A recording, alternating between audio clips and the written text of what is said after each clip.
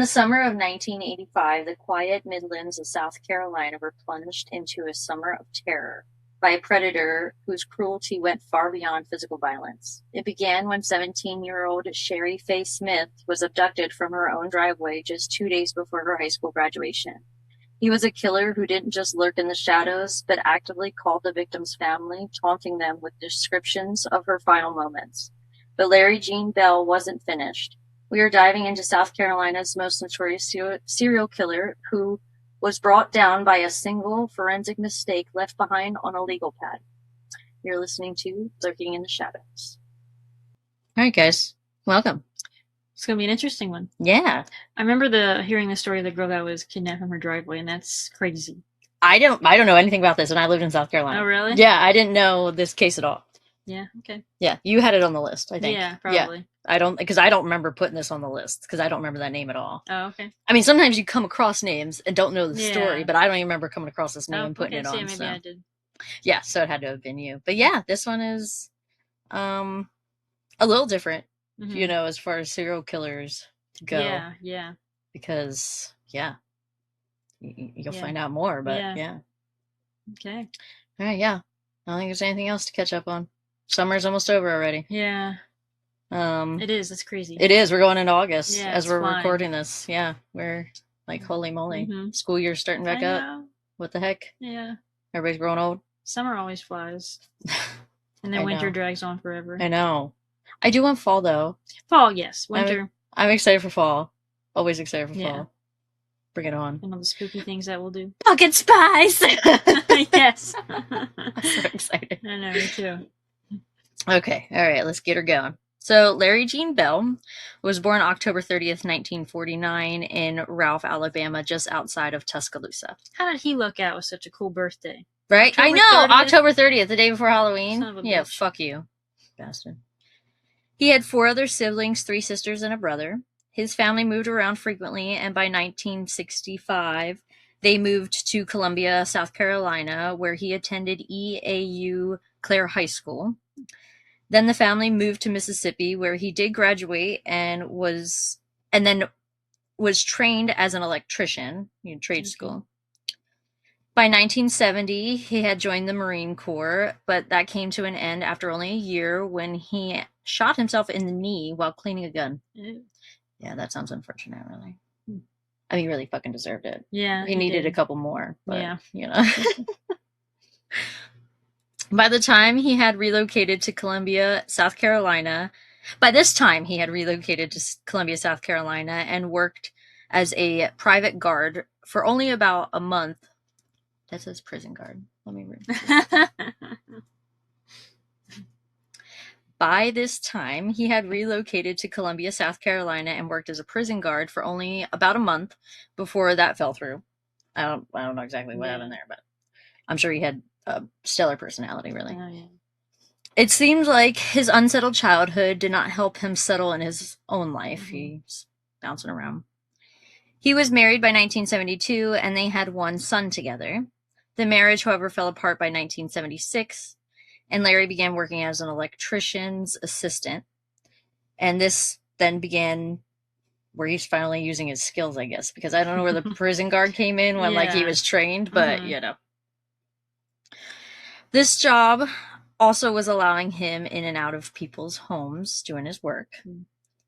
During this time is when he was flying under the radar, committing crimes that only come to the light much later.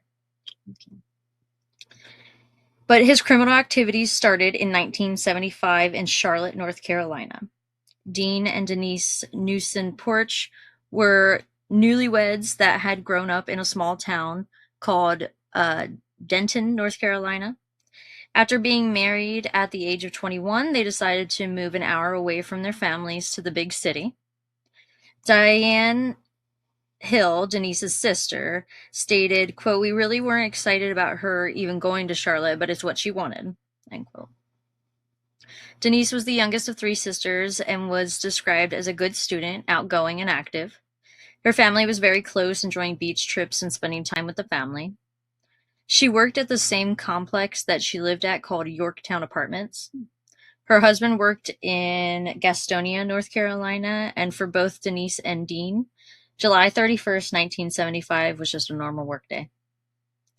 But when Dean got home around 5 p.m., he found Denise's keys, wallet, and a pile of fresh groceries that hadn't been put away yet. He decided to call her mother and see if she had heard from her, but she hadn't.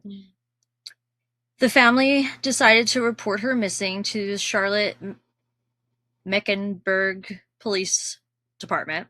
They immediately started canvassing the area around the apartment.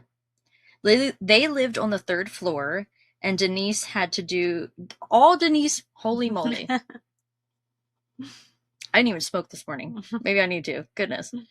They lived on the 3rd floor, and all Denise had to do was walk down to the 1st floor to get to work. Oh, okay. You know, because like it's an apartment complex. Yeah. You know what I mean? Sometimes she would drive future residents around from apartment to apartment to give them like tours, which is kind of dangerous. But she did that often enough, and you also got to think, I mean, this is way back then. Right, yeah. You know? Like now, in apartment complexes, we do that when I was working for them, like golf carts. Yeah. Okay. Not taking them in private vehicles. Right. Back then, they're doing private vehicles. Yeah. Lieutenant Brian Crum stated, quote, "We know that some folks had last seen Denise riding in her car with 2 folks who were unidentified. No one knows who they are," end quote. But again, these individuals could have just been looking at apartments, right, yeah. You know. The family all came together to try and find Denise. Even her uncle made missing posters and put up a $25,000 reward for information. Wow. Yeah. But after 7 years, the family had Denise declared dead. Oh. Which was a very hard decision, obviously, for them, right? Including Dean. There's no body, like we don't know what happened. No, just 7 years. No word or nothing. Yeah. Like no evidence, literally nothing. Yeah. Just a pile of groceries and the shit she left behind. It's sad. It's crazy. Dean did later remarry and sadly died then in 2011. They had no suspects and no further evidence was ever found. Now, the connection with Larry was he lived only 300 yards from the apartment where Denise went missing. He was never formally charged with her murder, but is suspected. And if you have any information about Denise's disappearance, please call Charlotte's Missing Persons Unit at 704-336-2311. What made them suspect him at that time? So, I don't know. I didn't find exactly what, other than him leaving 300 yards, and they started suspecting this after his other crimes came out. Like in 1975, they're not suspecting him at this time. They have nobody. That's why, like, they had nothing, no suspects, no nothing. But once all his other crimes are coming out, and they're like relooking at old cases, this is one that they connected. Because there's another one then that we do connect officially, you know. So still in the Charlotte area in 1984 now, working as an electrician, Larry was flying still under the radar. And on November 18th of that year, Sandy Elaine Cornett was having dinner at her house with her fiancé located on the 800 block of Eagle Wind Drive. After dinner, her fiancé drove back to his home in South Carolina. And when he arrived, he called Sandy and let it ring just once to let her know that he had arrived home.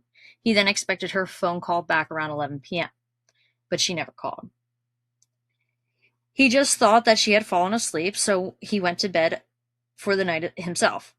The next morning, when he hadn't heard from her, is when he tried to call again, and around 10 a.m. with no answer.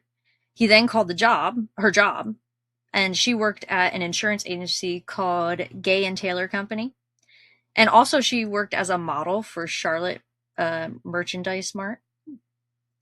He found out that she had never arrived for work that day, which is not like her at all. At her home, there were no signs of a struggle or crime, and her car was still located at the residence. The only weird thing was her purse was emptied out onto the bed, her ATM cards were missing from her wallet, and her dictating machine she used for work was missing as well. So he's also a thief. Yes. I didn't like. What are you going to get for that, though? Right. You know. Oh, credit cards. The credit cards, yeah. And after her disappearance, a woman called the bank associated with her cards, and this woman asked for the account balance and then tried to transfer the money, but hung up before the transaction could happen. And she never called back. It was a woman. It was a woman. Okay. Yeah. We believe this was not Sandy, though, but no idea who it could have been. Okay. Within the first few weeks after she disappeared, her ATM card was used at 3 different ATM locations by a man and a woman, where they withdrew around $1,000. The description police got from witnesses matched Sandy's description. Oh, okay. She was 5'7", 120-ish pounds, brown hair, green eyes, and was wearing a dark blue jogging suit. The reason Larry became a suspect was he had known Sandy. One of her previous boyfriends were friends with Larry, and he was invited by Sandy to her home for a party. Okay. This is the only time Larry had been to her home that we know of. At the time, he was also staying only about 4 miles from Sandy's home.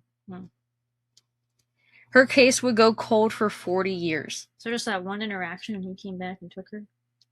One interaction at a party? Well, I also think, like I said, he was working as an electrician, getting in and out of people's houses. I also think he was getting into these houses. Yeah, maybe he broke in. Yeah, because also maybe followed Denise in. Mm-hmm. If Denise is actually one of his victims. Yeah. Just the whole sneaking, getting into a house and getting out type of thing. Do you know, did he run his own business or did he work for... He didn't have his own business that I could find, no. Her case would go cold for 40 years until in 2025. Wow. Yep. Almost 30 years since Bell's execution. Charlotte police announced that they had enough evidence at this point. If Larry was still alive, he would be charged with the murder. Yep. The family was notified and the case was officially closed. Sadly, when Sandy disappeared, her wedding was planned for only 5 months later. Oh, yeah. That's sad. It is so sad. And also, sad for the family knowing, she was taken out by a serial killer. Yeah.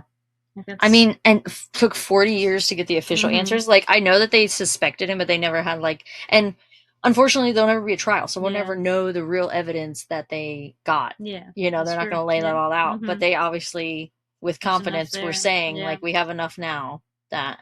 And I would guess, I believe it would be DNA. I think they'd announce, obviously, if they found her body or something. Yeah. But I bet they've got some kind of DNA, some kind of something somewhere that they got him. Hell yeah, DNA. Yep. Hell yeah.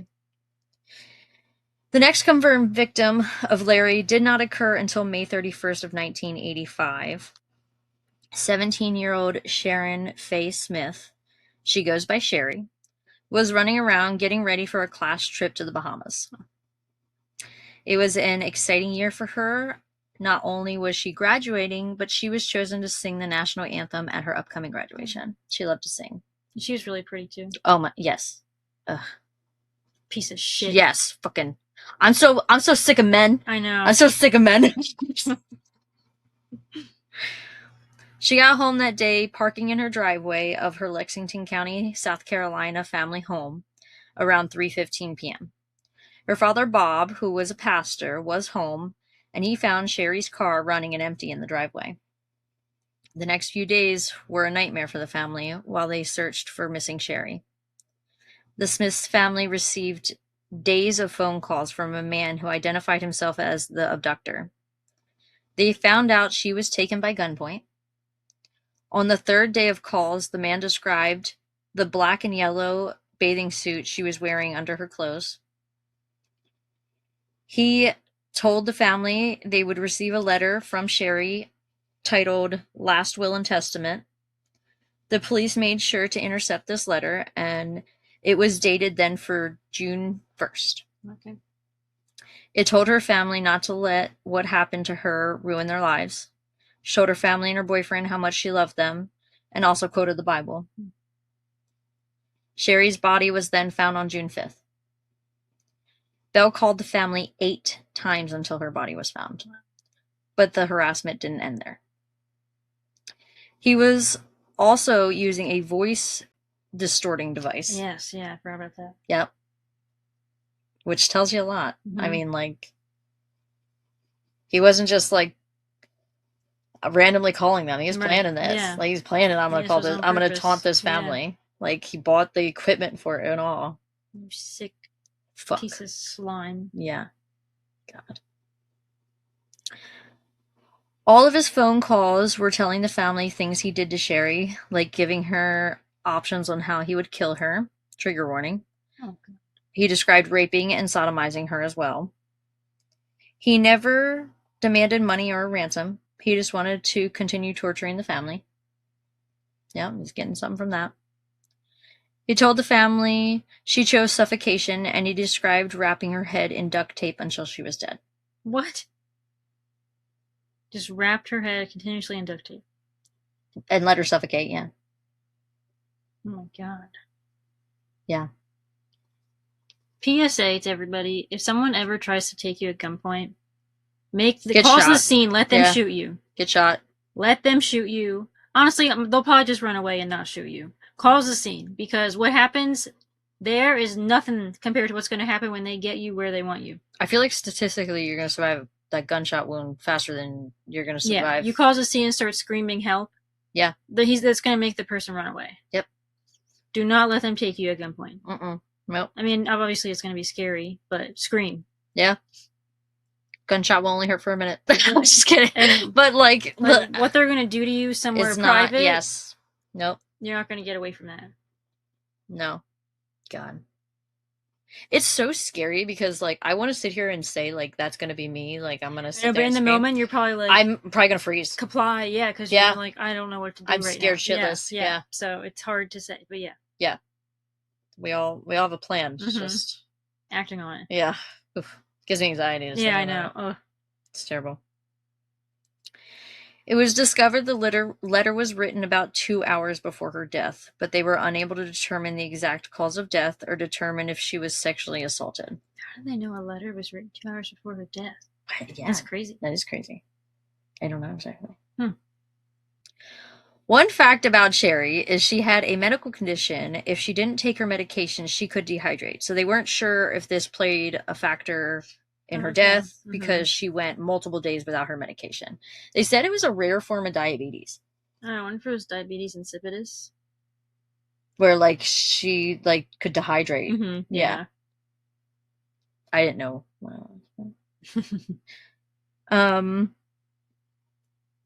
While the police had the letter, they were able to get a phone number off of it because at this point we have no idea who took Shari. They don't know. Yeah. They were able to get this phone number off of this letter because Bell had written a phone number on a previous page in the notepad that left an indentation on the letter that the police got. Oh, okay. Do you know what I'm talking about? You put too much pressure. Paper. And then and he ripped the top one off, and the one below it had indentations of the phone number he wrote down. Okay. Okay. So that's how they get this motherfucker. Okay. Wow. Hell yeah. Yeah. That's how they get this motherfucker. This number brought them to the house of the Shepherds. And after police questioned them and gave them the profile of the suspect, the husband and wife both named Larry Gene Bell as a suspect, like simultaneously. They were like, that's him. Well-known FBI profile John Douglas was called in to Lexington County to help solve this case. Hell yeah, John. Yep. He stated this was, quote, one of the most sadistic murderers I've come across, end quote. Wow, that's big for him to say. It is. He said criminals like this tend to be street smart and will try to have regular personal relationships like marriage, but they don't usually work out. He also predicted him to be in his early 30s, which he was 35 at the time of his crimes. And if you guys don't know, John Douglas is known for the best-selling book Mindhunters, which inspired the 2017 Netflix series. Which you, Netflix. That was the best show ever. It was so... Well, I can't believe you fucking canceled that show. But if you haven't seen it yet, fucking go watch it, because it's fucking phenomenal. But just be mentally prepared that they don't continue it, and they should. Because you're going to be pissed. He is also the detective that helped work numerous infamous cases, including interviewing Ted Bundy, David Berkowitz, John Wayne Gacy, Charles Manson, Lynette Fromm. Is that how you said it? I think so. Sarah Jane Moore, Ed Kemper, which is the one I find the most interesting, James Earl Ray, Richard Speck, and countless others. It's quite a list. Yep. Yes. And just listen to more of it. Green River Killer. He was in on. Yeah. They were talking about him in that episode. Yeah. Did you listen to all that one? I did. I have. I think the last one to listen to yet.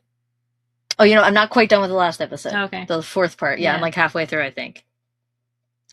Once the Shepherds confirmed it was Larry, police discovered Larry had house sat for that couple, and they informed police he would drive a silver Buick Riviera, which was a vehicle witnesses saw at an abduction 2 weeks later. Oh. He's not done yet.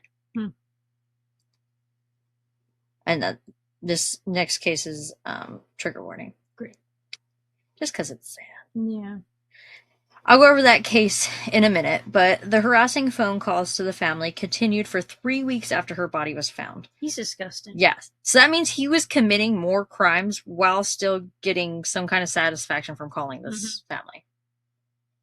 And they probably couldn't trace the call back then. No, but they did start recording. Yeah. Okay. They would start recording them because at first the family was like trying to like write things down and stuff, but like what are police going to do with that? Right. You know what I mean? And actually Dawn, the sister, is the one that wound up. Yes. Yeah, that wound up being the one who took most of the phone calls and stuff. And police even got her like saying like, hey, I need you, we need your help. I need you to like continue talking to him, get something on him. And she worked with them. And then it also came out, and I didn't add this in here because it was like one sentence of like, they think he actually wanted to abduct Dawn. Oh yeah, I do. And not that. Cherry. Yeah. That he got the wrong sister. And weren't they going to try and lure him back or something by having her keep talking to him? I don't totally remember. Yeah, I didn't read anything where they were like trying to like set up a meeting, but I know on the phone they were trying to get her to like really talk to him and get shit out of him and stuff like that. Like she really like put in some work herself trying to get him. Man, how traumatizing. Right? Talking to your sister's murderer.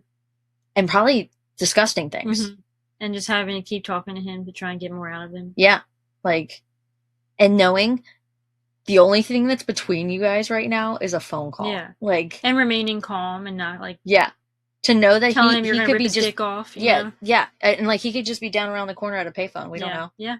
Do you know what I mean? Like, it's gross. Yeah. He liked that. That's why he did that. Because he liked sick shit like that. Psychopath. In one of the phone calls after the new abduction, he even had the balls to describe the location of the body of his newest victim. Wow. 10-year-old Deborah May Hemmick. On June 14th, 1985, Deborah and her 3-year-old brother were living in a trailer park, and like typical kids, they were playing in their front yard together. The scariest thing happened next. A silver vehicle pulled up and grabbed a kicking and screaming Deborah and forced her into the car while her little brother watched. And he's 3, isn't he? He's 3. He's 3. That poor thing. Yeah. I just picture a little 3-year-old with a toy in his hand, just watching his sister get just taken. Yeah. He has no idea. He can't comprehend that. No. Ugh. Deborah's body was found on June 22nd, and this time evidence told a different story about the sexual assault. Oh my God. She was found wearing adult silk underwear. What? And they believe that she was suffocated with duct tape like Shari was. A 10-year-old girl. Wearing adult underwear. Wearing an adult underwear. Where the hell did he get that female adult underwear from? I don't know. It's disgusting. That's disgusting. That's disgusting. That's disgusting. Yeah, that's... Let's dig him up from the grave and re-kill him! Well, like, I know, like, Shari was young. I mean, Denise, if Denise is the victim, she wasn't that young. Like, why is he changing? Why are you going to a 10-year-old? Why? Because, like, she's playing with her little brother in the front yard. You can't... all I could think is that he was more of a man of opportunity versus who the actual victim was, other than... Maybe. And why are you in this trailer park? Yeah. You're just driving around looking for a victim? All I can think is his job, maybe. His job. You have to remember. He was on his way to do a job. No, maybe he was leaving a job. Yeah, or just been in that neighborhood before and seen her. Yeah, and came back. Oh, that's what I'm saying. I think a lot of times his job is playing a role And how he sees people. How he's seeing, people. these neighborhoods and things. Because, why, if he did do Denise, why is he in that apartment complex? If he did do, and he did do Deborah, the little girl, what was he doing in that neighborhood? And, Sandy, late at night, her boyfriend left, and he got her. Like, I think that one was just knowing and having the confidence to go in and out of a house and just wanting her for some sick reason. But why did we go for a 10-year-old now? Right. Because nobody else was, I mean, Shari's 17, but, like, I don't know exactly how old Dawn was if he wanted to take Dawn. Do you know what I mean? Yeah, you're not confusing a 10-year-old for a 17-year-old. No. Like, that's why I'm saying, why did we all of a sudden go for a child? Yeah. You sick, disgusting fuck. He's every bad name in the book. Yes. God. Ugh. Larry was finally arrested on June 27th, 1985, so 5 days after her body was found. Police searched his apartment, finding 6 hairs that matched Shari. They also had witness testimony and recorded phone calls that he had made to the Smiths after harassing them for weeks. Larry's defense tried to go for the mentally unstable plea and claim not guilty. Okay. Yeah. But the defense suggested they don't go with the not guilty plea because it was, it would infuriate the jury and that they would be going then for the death penalty, like, harder since... Hell yeah. Yeah, since there was so much evidence that was stacked against him at this time. Like, it was just going to... Yeah, why would you say not guilty when, like, it would be a slap to the face of the jury and they'd be like, yeah. So, like, fucking use your brain. Really, most criminals, like, we know you did it. Yeah. There's that DNA evidence. Why are you pleading not guilty? Not guilty. Yeah. The fuck. You're stupid. Larry argued he never stated he killed Shari on any of those phone calls. It was his... That doesn't mean you didn't do it. Yep. And couldn't prove it without the cause of death. Yeah, that's what he's saying. He testified for 6 hours, but his answers to any questions was... He testified. Yeah. Okay. Any answers to any questions was, silence is golden. And he even told them he was Jesus Christ. And he also pulled the typical criminal excuse that he blacked out. Jesus Christ rapes and murders women? Yep. The 10-year-olds. Yeah. He would have random outbursts that only occurred while the jury was present. To spruce up this mental instability. I mean, he's got something, but... Yeah, he does. But it ain't that. No. He was upset that it was never touched upon his family history or the mental illnesses that he had and his family had. No one gives a shit about you, ho. Right? Who gives a... I don't care about your mental illness. I don't give a rat's ass anything about you. Yeah. What happened to you ever. Yeah. You're a piece of shit. Not a damn... Shut the fuck up. Yeah. Not a damn thing that comes out of your fucking mouth is a worthy excuse as to why you did that to 4 to 5 women. That doesn't excuse anything you've done, so... Yeah. Fuck off. Yeah. Fuck off. God. Both trials for Shari and Deborah didn't take long for the jury to come back with the death penalty. In February of 1986. Hell yeah. He spent 10 years trying to appeal, claiming his innocence. And his day finally came on October 4th, 1996. He decided to die by electric chair versus lethal injection, which I thought is kind of ironic. Yeah. Because he was an electrician. Yeah, that's why you chose it. Yeah, that's the only thing I think. I hope it burned you alive, buddy. God, I hope from your toes to your ears you burned. Just... That was the worst pain you ever felt in your entire life. I hope I hope it was the worst thing you ever experienced. He did not provide a final statement and was pronounced dead at the age of 46 years old. Bye, bitch. Yeah. Bye, Felicia. Rest in distress. Yeah. God, every day. Yeah. Every day. I hope you're on a repeated daily job of some electric work you can't fix and it shocks you every time you touch it. Yeah. Yeah, every day. Every day. While you're burning in hell. Yep. While you're burning in hell. Yep. You're Fuck just you. Constantly burning and getting electrocuted. Yeah. I think that should be fitting. Yeah.